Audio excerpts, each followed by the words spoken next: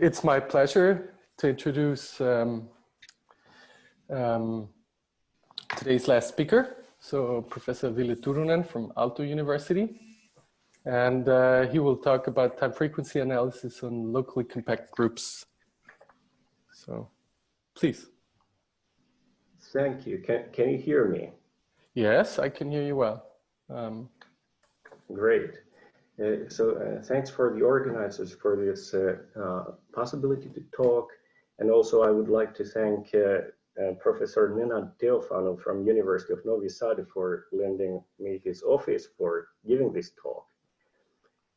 So I'm talking about time frequency analysis on wide classes of locally compact groups and related quantizations of pseudo-differential operators. So the aim is somehow to generalize what can be done in Euclidean spaces to some respect, and then hopefully also maybe sometimes get some new insight on analysis on Euclidean spaces. Let me start by computing the example. So this now the locally compact group in the background would be a group of integers, like integers would be the space of time in this case. And I take a sample of human speech. This is word Y with a low sampling rate of 4,000 Hertz. And then I'm computing so-called Cohen class time frequency distributions, energy densities for this same signal. There are infinitely many different Cohen class distributions. And here, for example, is discretized Wigner distribution, Wigner time frequency distribution for that signal. Wigner is keeping up all the information about the signal, so in principle you can return back this signal modulo global constant. However, Wigner is very noise sensitive, and even though it's mathematically simple, you usually need to do some sort of practical convolution smoothing in order for it to be somehow applicable in real life. For instance, here is discretized Born-Jordan, which still is invertible, that you can recover back the signal, but it has much more clarity. In all of these time frequency pictures, energy densities, the time is running horizontally, and frequencies, some units of frequencies are vertically. And the gray shade colors are depicting the strength of energy density in each point in the time frequency plane. Roughly here what we are seeing, horizontal lines correspond to sinusoidal oscillations in the human sound, and vertical lines correspond to snapping sounds of vocal folds, vocal cords. And then this is some sort of like musical notation of that word Y.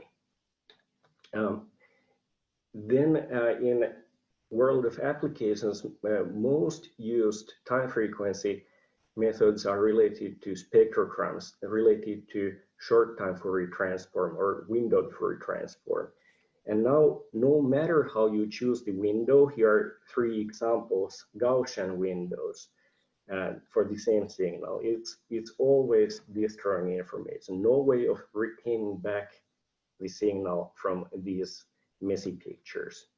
So that way, kind of, you have to be careful when you're doing some sort of convolution smoothing of Wigner or some other method, that you want to have somehow kind of robustness against the noise, like here in this picture, and also that you can recover back the original signal. And when you're manipulating signals using your corresponding pseudo-differential operators, there's always some quantization which corresponds to each of these time frequency distributions. Wigner distribution corresponds to Weil quantization, Born-Jordan corresponds to Born-Jordan quantization, and so on. Your pseudo-differential operators in each quantization, they are basically able to read the signal via this energy density. So if energy density is somehow bad, like in case of spectrograms, it's also affecting the quality of manipulation. Okay, so I'm returning back to those computations. later in the talk to relate them to Euclidean time frequency analysis. Okay, the starting point, Cohen class time frequency distributions, time frequency transforms. They are basically convolution smoothing of Wigner distribution, Wigner transform. I'm going to show you the definition of this W Wigner transform in slide soon. So in principle, you can plug in some sort of convolution smoothing kernel here, modulo some technicalities, and then you get different time frequency transform. Once you choose some nice time frequency transform, well, you want to have some properties of the transform available, then this dictates so-called quantization of pseudo-differential operators, which takes pseudo-differential symbol A to corresponding pseudo-differential operator AD. So this quantization is defined by formulas 2 or 3, and basically what we saw in those pictures above, they were discretizations of Euclidean time frequency distributions, and they are those DVV. V is some sort of like input signal, that speech, and DVV is its energy density in the time frequency plane. And I'm going to keep basically similar notions for signals U and V on the groups, and pseudo-differential operators AD and symbols A and so on. So this Euclidean notation is taken to group settings soon. Here, formula 4, you have the traditional Wigner transform. And even though it's mathematically simple, like I said, it's very noise sensitive. It's not very useful in real life applications that way. Corresponding pseudo-differential quantization corresponding to Wigner transform is the Weil quantization given by formula 5. Now, when we go to the groups, the obstacle of Weil quantization and Wigner transform is that you usually cannot really like take square roots in the multiplicative notation on groups. You don't have this sort of nice property like this square root in Euclidean setting is this division by 2. That's finely working in Euclidean space, but you don't have, for example, if you start thinking about cyclic group of even order, you already start seeing that there are some difficulties in this sort of generalization of Wigner and Weil approach. But there is easy way out of this misery, namely, even in Euclidean space case, you don't need to start convolution smoothing Wigner and Weil. You can equally well do things for Rihacek transform and corresponding Kohn-Nirenberg quantization of pseudo-differential operators.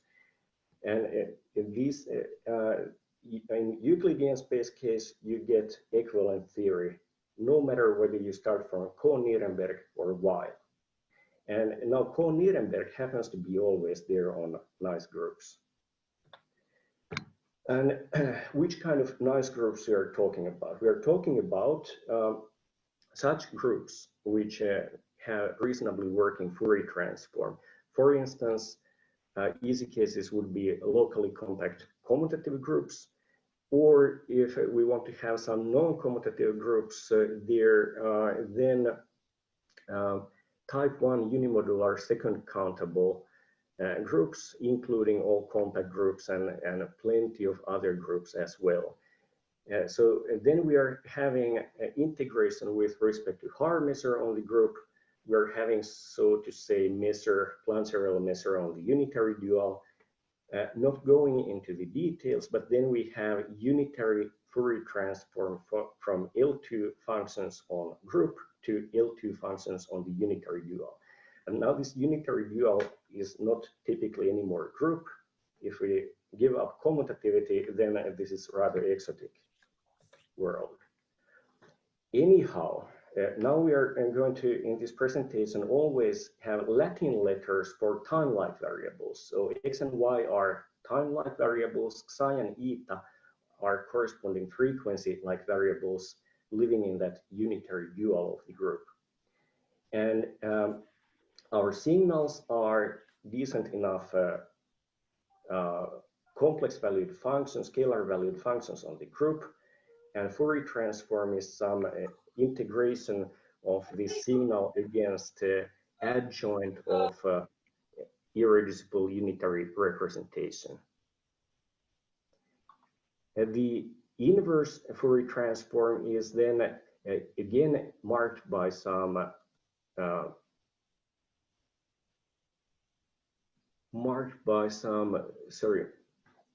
integration, but this is actually some sort of weighted trace formula. So dimension weighted trace formula in case of compact groups when you have Peter-Weyl theorem.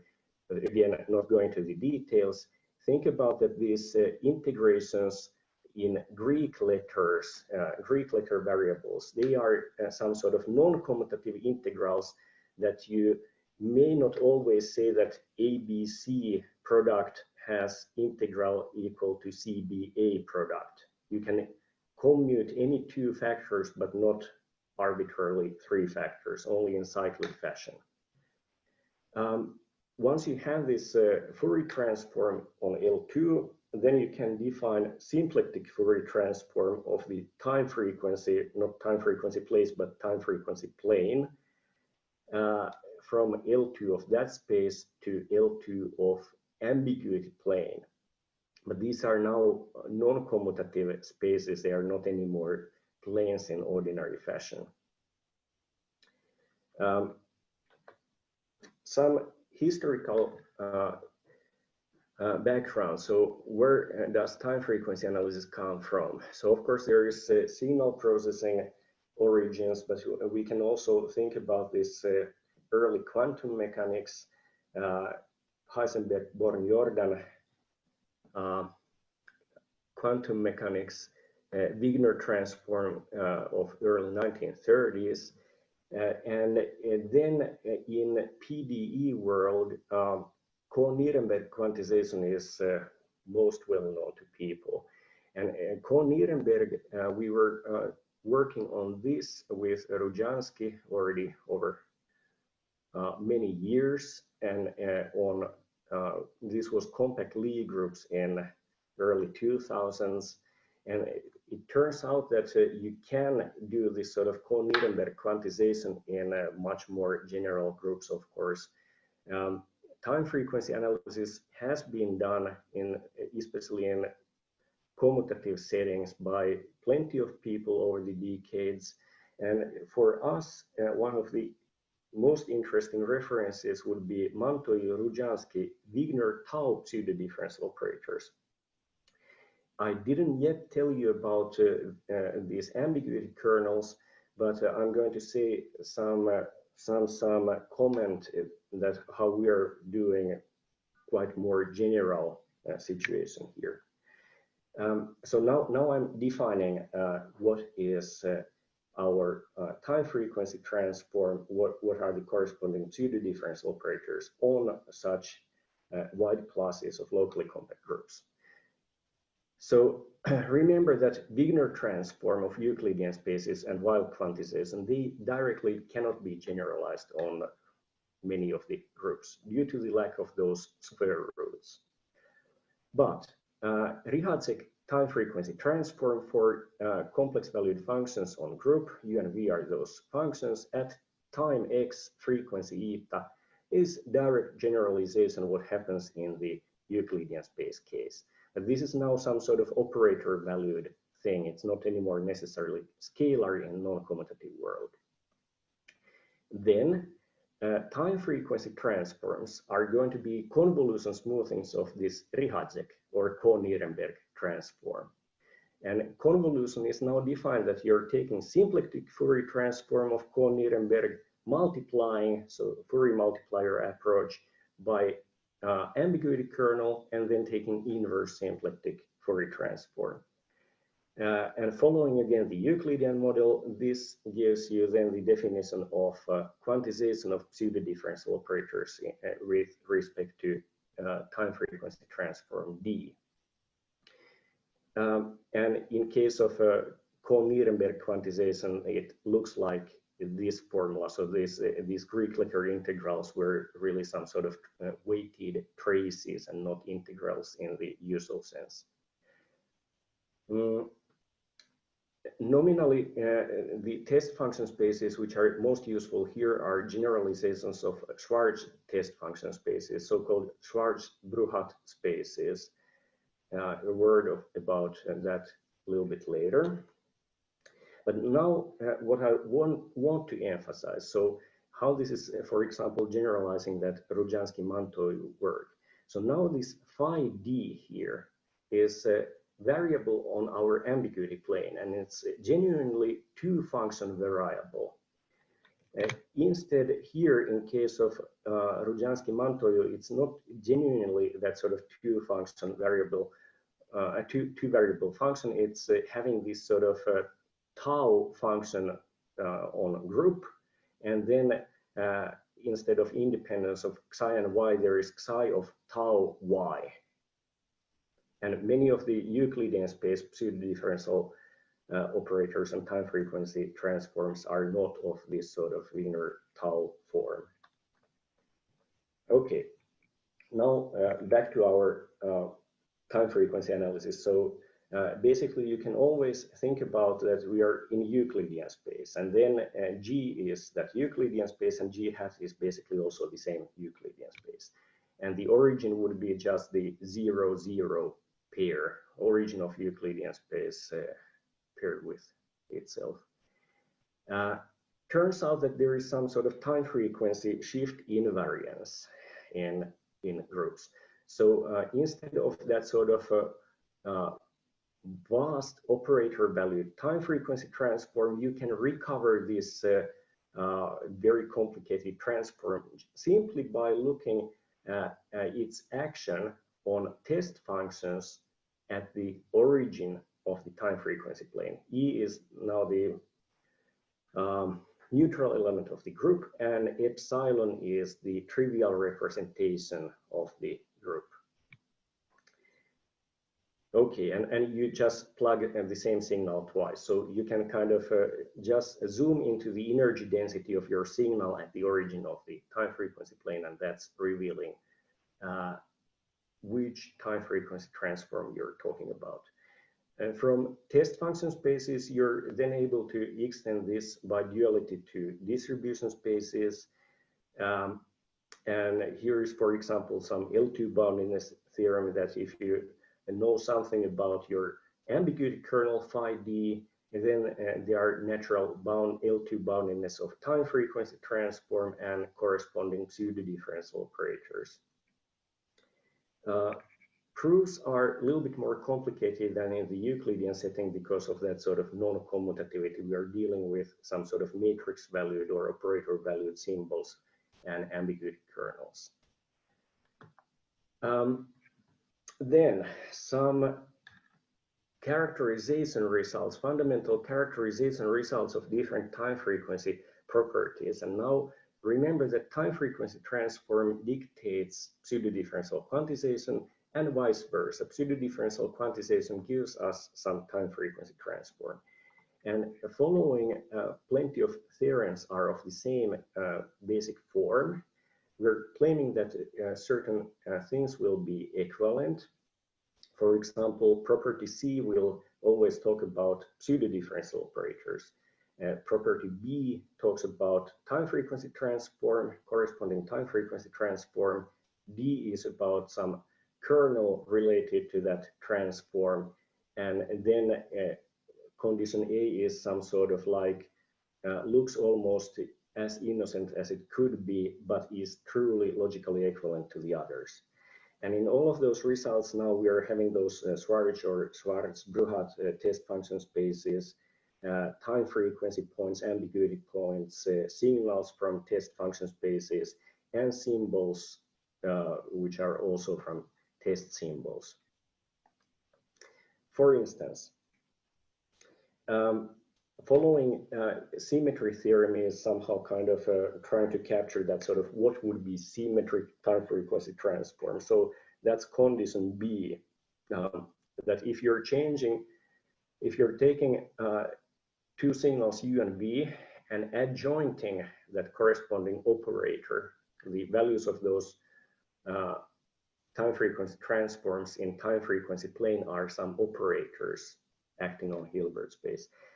So if you're having self-adjointness, this corresponds exactly that the energy density of signal U would always be real valued at the origin of the time frequency plane. So there at the origin, those energy densities happen to be trivial operators. They are like 1 times 1 matrices, scalars.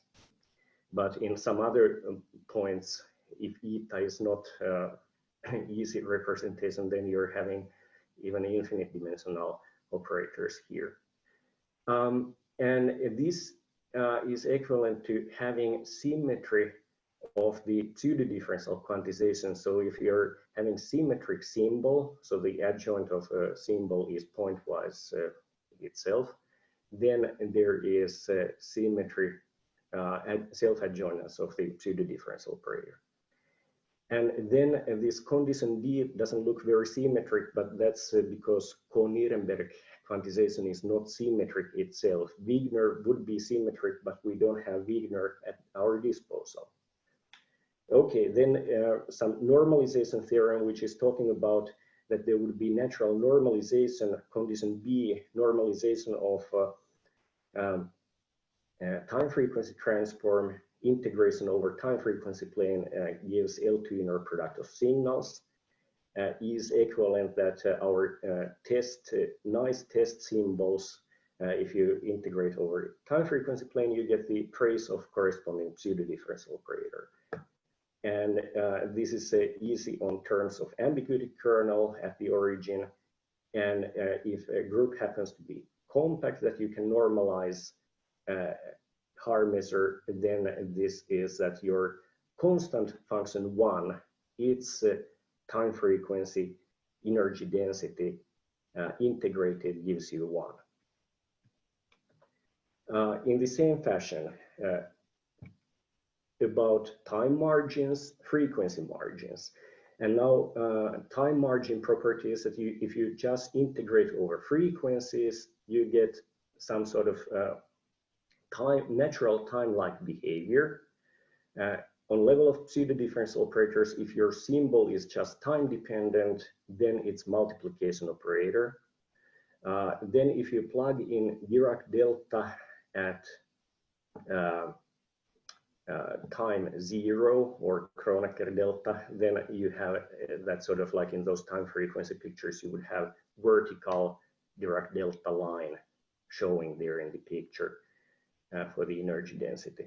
And then some point values naturally for the ambiguity kernel equivalent. Frequency margin theorem, that it's like time margin theorem, but on the frequency side. So basically it's then talking about those horizontal lines that you saw in computed time frequency pictures, and that only frequency dependent symbols are giving convolution pseudo differential operators. What else? Positivity theorem. It's about pointwise positivity of time frequency transforms condition B. So now remember that those du x eta things, they are some high dimensional operators on Hilbert spaces in non-commutative setting. Okay, this is equivalent to that the scalar valued evaluation at the time frequency origin is non-negative real number, which is equivalent that if you're those matrix valued symbols of pseudo differential operator happen to be positive as operators, then the corresponding pseudo differential operator is positive, or then some factorization result for the for this time lag kernel. Unitarity property related to Moyal identity. So Moyal identity is here this condition B, is equivalent to that Hilbert-Schmidt inner product of symbols coincides with Hilbert-Schmidt inner product of pseudo-differential operators, which is equivalent that the ambiguity kernel is unitary operator.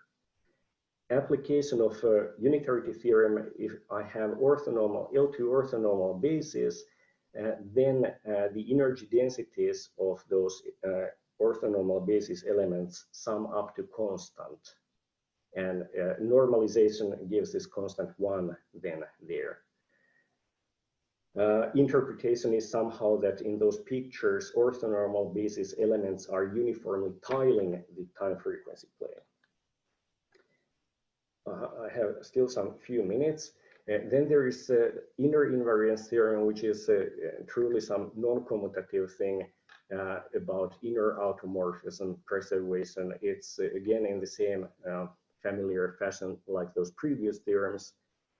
And then why we are using that Schwarz-Bruchat test function space and not, for example, Fourier algebra. Here is some non-commutative examples. So Fourier algebra and Feitinger algebra, they are fine things on commutative groups. But now non-commutative setting. Already here we see example what happens to Fourier algebra norms on compact groups.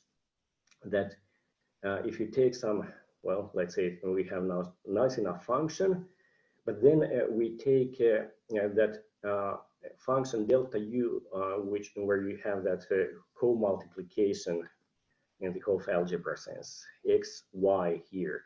And then this x multiplication by y is very, very poisonous kind of thing in non-commutative world.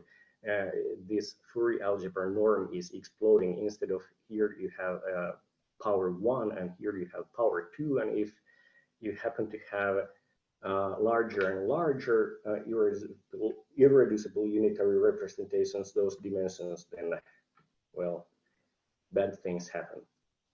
Okay, so not even Kohn-Nierenberg is very nicely behaving there in non-commutative setting than if you have Fourier algebra.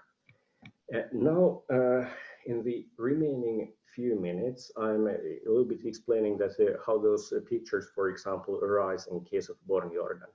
And there is an easy way of defining most natural uncertainty observable in a cyclic group of n elements. And then when you let this cyclic group tend to infinity in two different fashions, you can either think that this n goes to infinity in that way that you're approaching from the cyclic group to the group of integers, your time becomes the usual integers, or that you're refining those roots of unity on the circle, and then you get a unit circle, let's say, in the complex plane, R modulo Z. And then you can take second scaling limits. You can imagine, for example, that that circle tends to realign by extending its radius, or that you take those group of integers, put small epsilon there, epsilon times integers, and let that epsilon tend to 0 and approach, again, real time. No matter how you're doing, you're ending up with a so-called Born-Jordan time frequency transform, and this is then arising from, so the message is that it's arising from this finite cyclic group case, and what are those what is that transform there in the finite cyclic group case? It's coming from most natural position and momentum operators A and B in this fashion of formula 13. And what is most natural position operator? Well, it's labeling, let's say, those numbers modulo n by exactly that number. So position 0 to n minus 1, you put exactly that number there. You multiply your signal by that number. So the most natural time-like operator. And then operator B is labeling in the same natural fashion those integers. So from 0 to n minus 1 or 1 to n, doesn't matter how you choose. the effect is the same, that at the limit of real time, you get that transform 14 Born-Jordan time frequency transform. And now finally some pictures showing this, how those limits look like roughly. So I'm here taking that speech signal word Y, and I'm like interpreting that it's since there are 700 samples, it's a 700 periodic function on integers, and then I'm extending like that. I'm wiping away every second one to 0, and so on and so on. And now I don't have more pictures, but at the limit, when the time becomes integers, this is how that discrete time version of Born-Jordan time frequency distribution looks like. So this was like periodic version. This is a periodic picture, period signal. This is like somebody saying y infinitely, and this is just one said y. And then I would like to conclude with some sort of nice, curious visualization of phase-space symmetries. There are rotations and scalings in certain fashion. This is also coming from, inspiration comes from Born-Jordan time frequency transform. This is now in exhibition, online exhibition of 2020's Bridges conference, and hopefully if Corona epidemics is waiting out, then maybe next year it's also a physical exhibition and also in some commercial production. But okay, these lampshades are having some nice properties of giving plenty of light in the half space, but in very economic fashion. Okay, so I think that I'm stopping here. Thank you for your attention. Thank you very much for this interesting talk. Are there any questions? I may imagine Marius Montoyo might have a question. I think that I would have maybe a pair of questions. So first of all, I would like to know if these types of quantizations are compatible with some symbolic calculus. Are there algebras of symbols besides the operators? Or let's say classes of functions which are different from the basic ones, from Schwarz-Brouillard, from L2, and from duals, which can be put to work. And probably connected with this, if the answer is positive, is it possible to use this in a nice way to partial differential equations, at least in some specific situations, having some advantage? And this might also interest me. You showed us bound-on operators in which the L infinity norm of the symbol is the important one, which is a sort of simplification compared with usual quantizations. How far from optimality you are with this? Are there other situations where you have bounded operators without the symbol being bounded, or? Okay, so that L infinity norm, that was about that ambiguity kernel. It was not about the symbol. So it was L infinity norm of the ambiguity kernel. That's a, I think that best would be first to formulate those questions that you're now having for the Euclidean space case. And then we would see that what we are talking about, there is symbolic calculus of many quantizations in the Euclidean space case. But now I wouldn't go so far for those more general non-commutative groups to claim that I would easily present some symbolic calculus results. It's this is more like those Cohen class time frequency transform properties, pseudo-differential operator properties, those characterization theorems I consider are the most interesting in this presentation. But in order to somehow think whether they are useful in Euclidean space, well, I would really translate them what they are meaning in Euclidean space case. Yes, thank you very much. Mm. Are there any other questions? So maybe I would like to ask you a question. Mhm. So using this distribution or some sort of, well, maybe some sort of Fourier transform of it, have you considered defining modulation spaces on these general locally compact abelian groups? Currently, no. So this is basically what you see here is. We don't see anything, unfortunately. Sorry, no. I'm what you saw here in my Sorry. presentation. Let's say that's some sort of like a general framework that can be said about those coin-class time frequency transforms.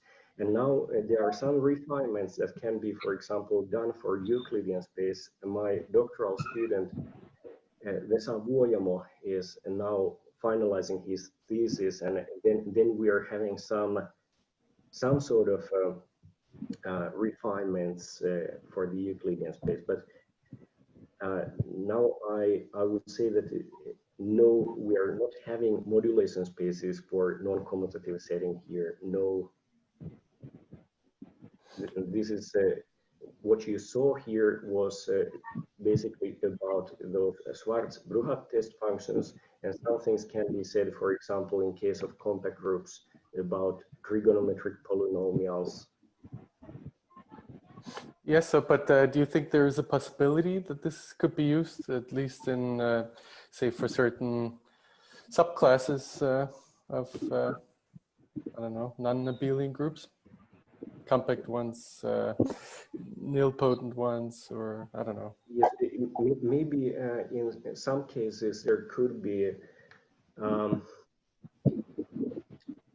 So, for example, if you would have some certain Lie groups, I think that then you would have like Heisenberg group that you would have a little bit more like Euclidean setting, and then you would be able to talk about many things which are impossible in this generality that I was now addressing. Yes, so, but okay, so you haven't considered any special cases yet? Definitely not in that direction. Okay, thank you. Are there any other questions?